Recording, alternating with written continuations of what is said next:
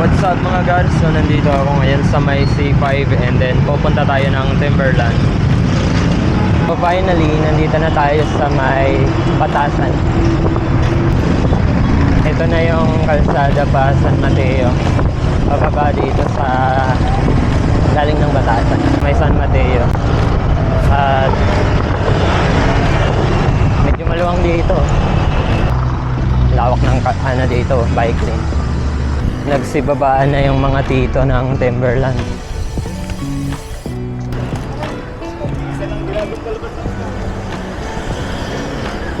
Ayan, ito yata ang kalsada na to is anong gawa na.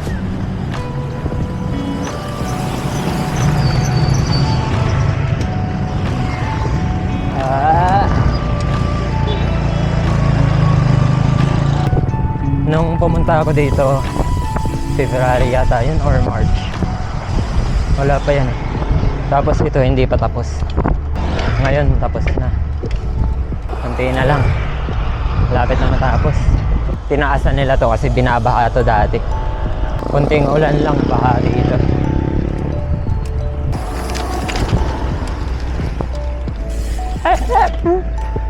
Part na rough road. Kunting-kunti na lang.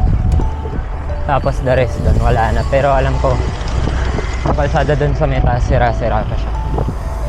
Baka hindi pa napapatungan ng asphalt. Good morning. Ayun, so pag angat ko pa lang dun is 10.5.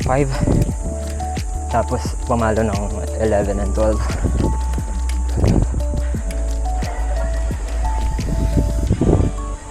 Ito na yung Seiko.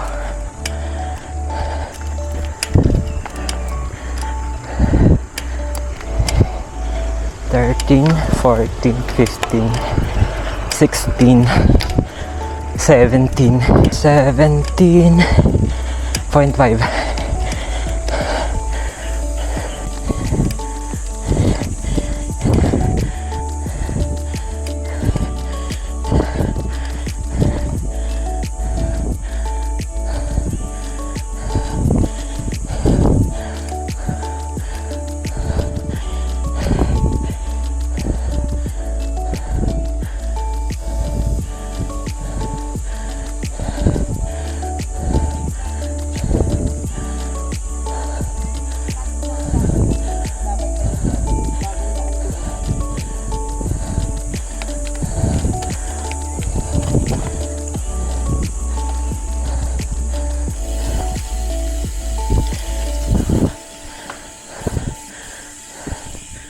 Ayan, so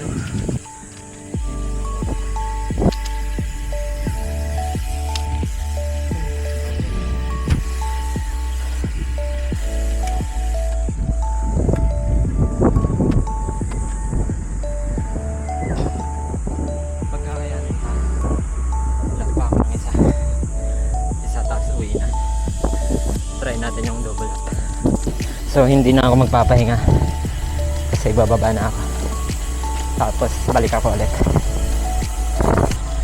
Ang ganda. Diba?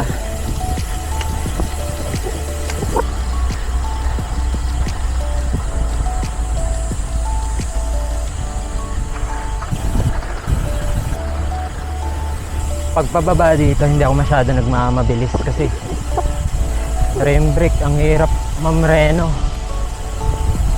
Yan, so second lap na to. Nakakatakot pa baba.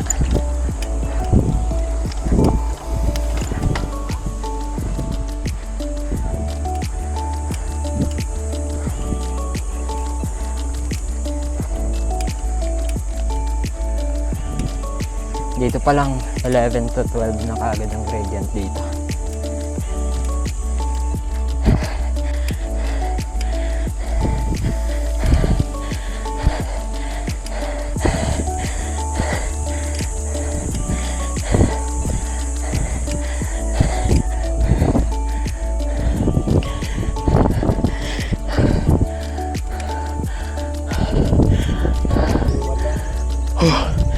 For the second time around.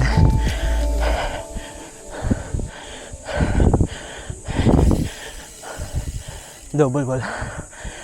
Grabe.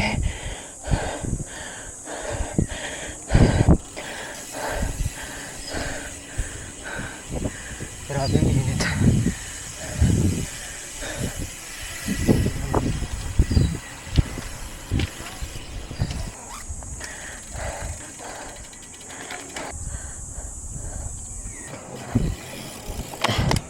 So, pababa na ako at for the sacrifice na naman ang rim natin.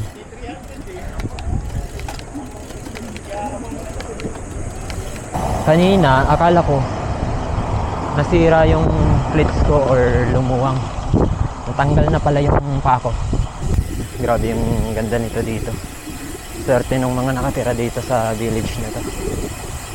Kaso, yun lang talaga. Medyo malayo dun sa baba.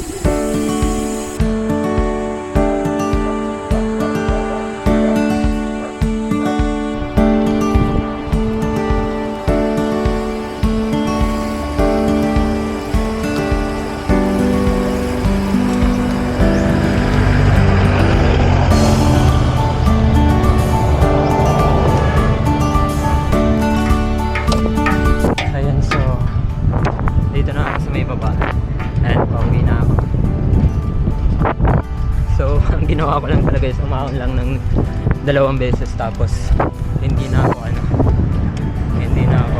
kumain or nagkape pa doon kasi nagkape na ako kanina.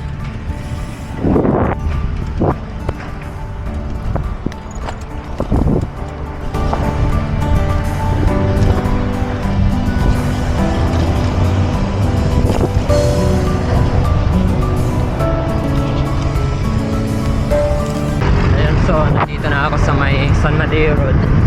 Ito yung paakyat ng mataas.